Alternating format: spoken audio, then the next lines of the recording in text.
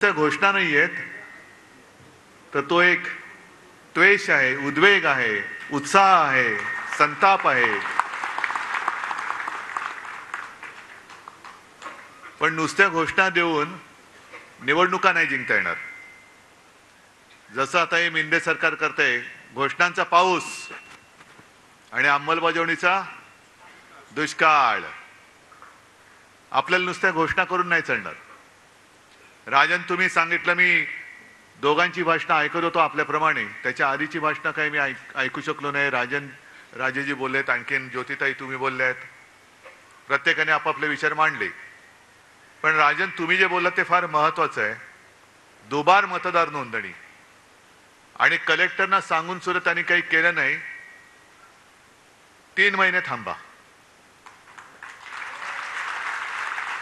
मग हे सरकारी कलेक्टर आणि मेंढ्यांचे कलेक्टर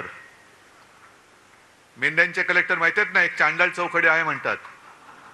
हे सगळे कलेक्टर कुठे पाठवतो ते बघा. यांना तुरुंगाचे गज मोजायला लावूया. कारण ही काही गंमत नाहीये.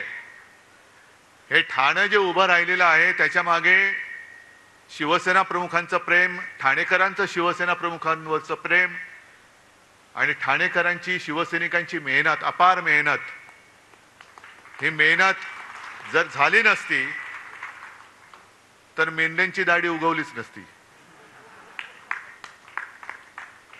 विषय अनेक आहेत आणि संजयने उत्तम भाषण केलेलं आहे. आता उत्सुकता नमखराम टूची आहे.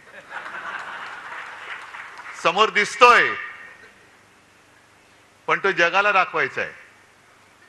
फक्त संजय एकच, ती नागाची उपमा दिली.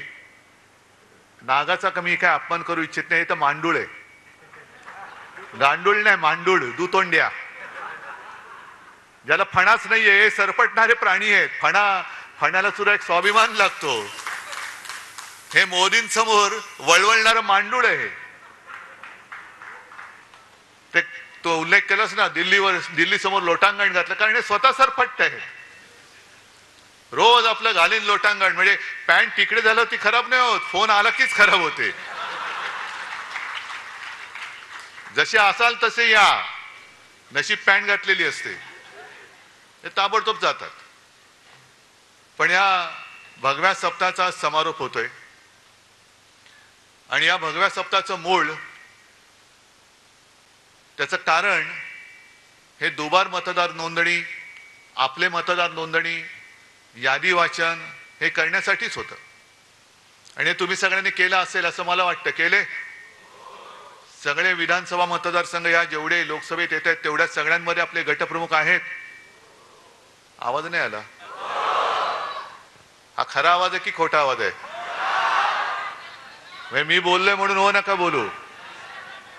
यंत्रणा घट्ट आहे. कारण गेल्याच वेळेला त्यांनी लबाडी करून हे जिंकलेले आहेत. खरं म्हणजे ठाणेकरांचं मी कौतुक करायला आलेलो आहे.